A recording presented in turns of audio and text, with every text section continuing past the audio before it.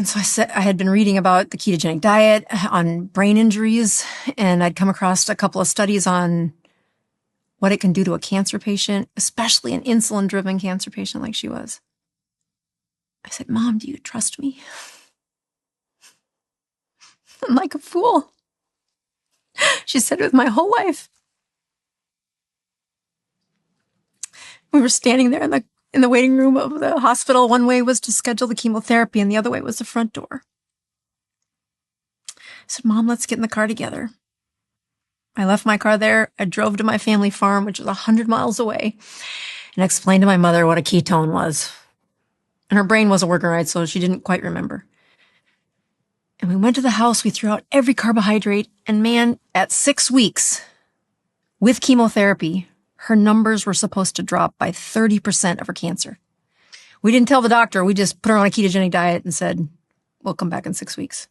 And so she's walking through the door of the hospital. It's 6 weeks from there. And it is like God has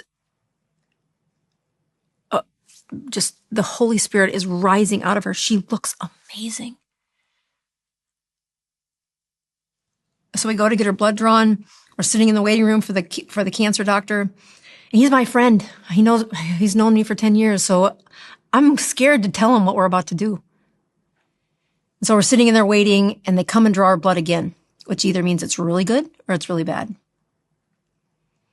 And so I get really nervous at the end. We've been in that room for about an hour. And I said, Mom, if he asks you what you're doing, just shut up, because I don't know what to tell him. And he walks in and he slides the piece of paper over to me and says, how did you get her numbers to drop by 70%? There's no drug on the market that would do that. When you say numbers? Her cancer numbers. So the chemo would have dropped it by 30%, and the ketogenic diet dropped it by 70% in 6 weeks.